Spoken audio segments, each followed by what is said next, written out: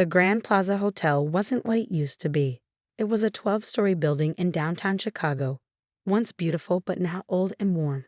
The golden revolving doors had lost their shine, and the sidewalk outside was cracked. But as I held the keys in my hand, all I saw was potential. "Kayla, dear," my Aunt Victoria said in a sweet but fake voice as she stepped out of her shiny Mercedes. "We're having a family dinner tonight to talk about the estate. I hope you'll be reasonable about all this." I turned to face her. She was careful not to touch anything near the hotel entrance. "There's nothing to talk about, Aunt Victoria. Grandpa Joe left the hotel to me." "A bankrupt hotel," my cousin Roy added, stepping out of the car in his fancy suit. "Face it, Kayla, Grandpa wasn't thinking clearly at the end.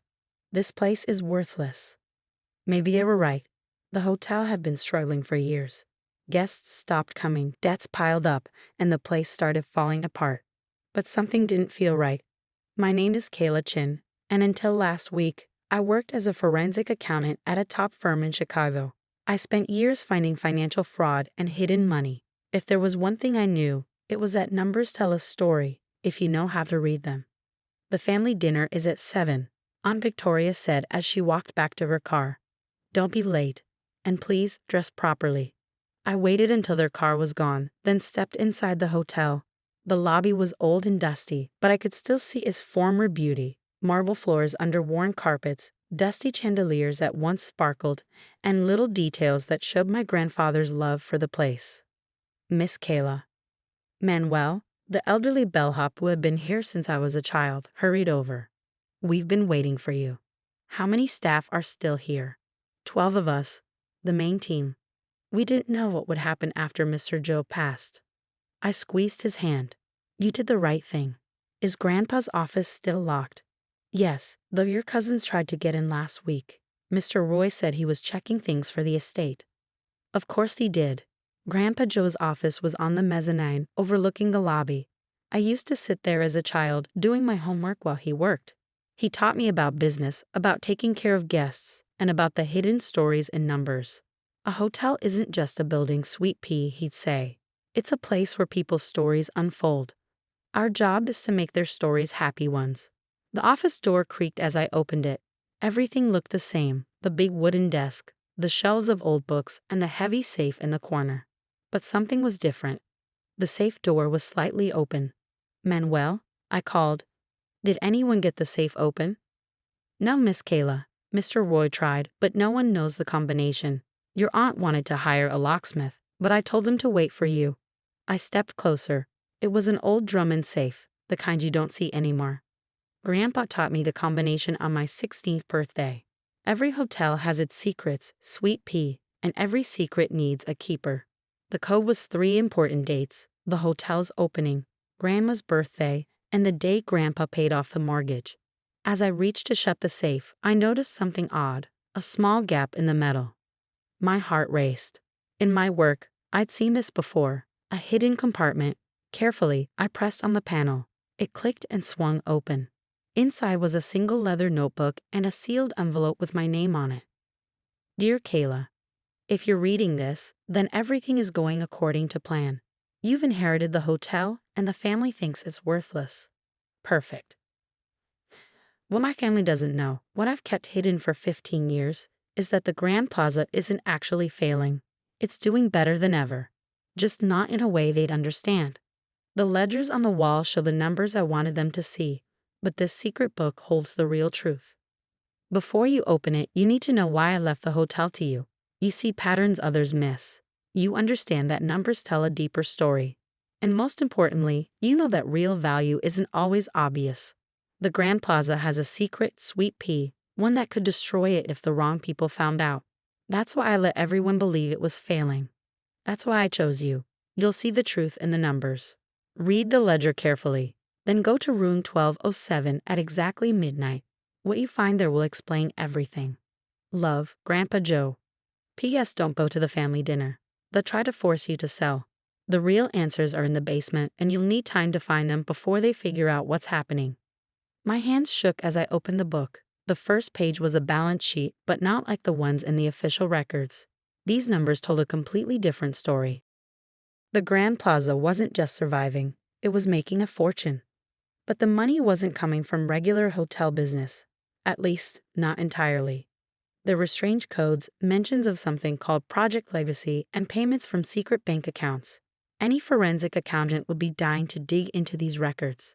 But it was the note on the last page that sent chills down my spine. The real treasure isn't in the numbers, sweet pea. It's in what the numbers are protecting. Find the basement key. Everything else will make sense then. My phone buzzed. Aunt Victoria, dinner in an hour. The family has a very generous offer for that wreck of yours. I smirked, looking at the ledger in my hands. Sorry, can't make it. Too busy being poor and worthless. I had 6 hours until midnight, and a basement to find. Part 2, Legacy of Secrets. The Grand Plaza's basement wasn't on any official blueprints. I found that out while going through the hotel's records in Grandpa's office. According to city records, the hotel had a regular basement for storage and utilities, but Grandpa's secret ledger suggested something much more interesting. Manuel, I said, finding him at the front desk. Has anyone ever asked about the basement? He glanced around before speaking softly. Only Mr. Joe ever went down there. He had a private elevator in the service area. Your cousins tried to find it last week, but, he grinned. I may have forgotten to tell them where it was. I followed him to a back hallway. The elevator didn't look like an elevator at all, just a storage closet. But when I looked closer, I noticed a keypad hidden behind a metal panel. And next to it, faintly etched into the surface, were the words, "Every story needs a foundation." Grandpa's favorite saying. I checked my watch, 10:45 p.m. It was time to figure out what Grandpa had been hiding. As I studied the ledger again, more pieces started falling into place. Large payments from Swiss bank accounts, mentions of artifact storage, and a list of guests who paid huge amounts for specific rooms. One of those rooms, 1207. My phone buzzed again. This time, it was Roy. You missed quite a dinner. Last chance to be reasonable. Our offer expires at midnight. Of course it did. I turned back to the elevator and entered the keypad code, the same one Grandpa had used for the safe. As the elevator descended, I realized we weren't just going to the basement, it was much deeper than that. We went down at least 6 floors below the street. When the doors finally opened, I gasped. This wasn't a basement, it was a museum. Rows of climate-controlled rooms stretched in every direction, filled with artwork, artifacts, and historical documents. Every piece was carefully labeled and recorded. This wasn't just storage, it was a hidden operation. Impressive, isn't it? I spun around. An older man in a sharp suit stood watching me. I'm Dr. Marcus Klein, he said, your grandfather's partner in Project Legacy. I've been waiting for you. For the next hour, Dr. Klein explained everything. During World War II, countless artworks and treasures were stolen, he said as we walked past paintings and sculptures. Many were never recovered. Some ended up in private collections illegally. Your grandfather found a way to fix that. The Grand Plaza wasn't just a hotel. It was a secret operation dedicated to returning stolen art to its rightful owners.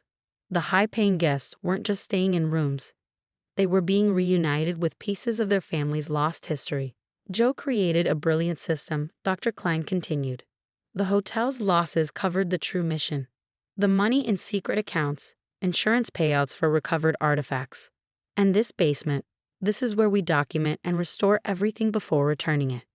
My mind raced as I thought about the secret ledger, the hidden bank accounts, the coded transactions. It all made sense now.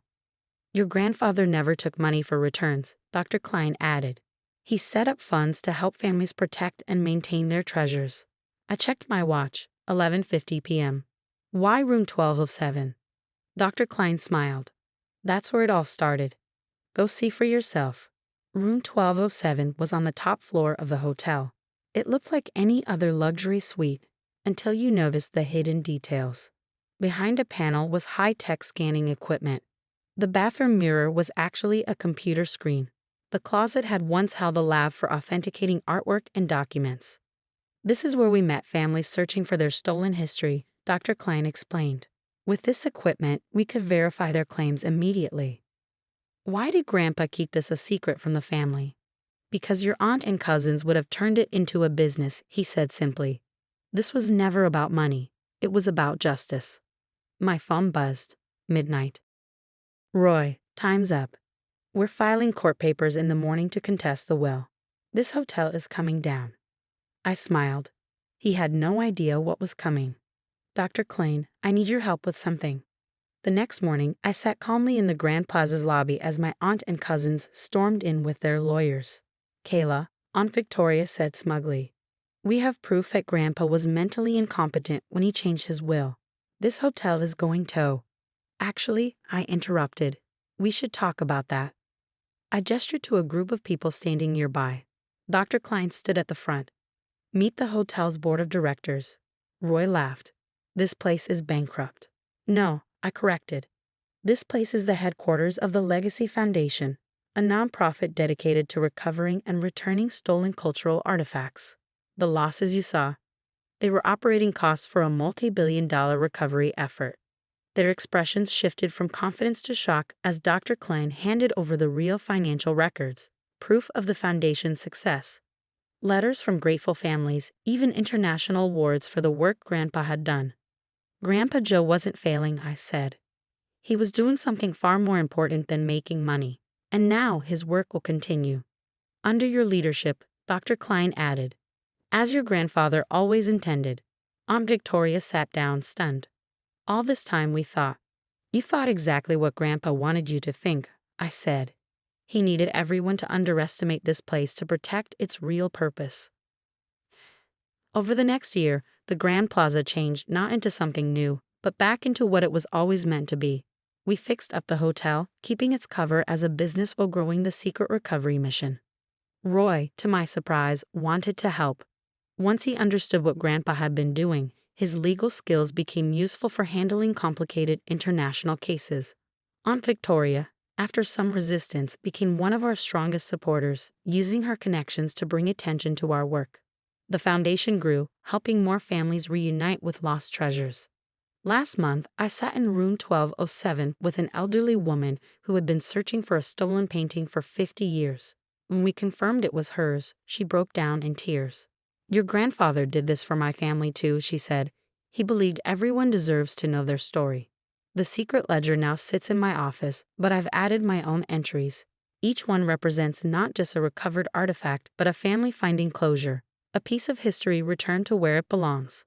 Manuel still greets guests in the lobby, training new staff to recognize people searching for their past. The basement museum continues to grow, full of stories of loss and recovery. Dr. Klein retired last year, though he still helps with difficult cases. Your grandfather would be proud, he told me recently.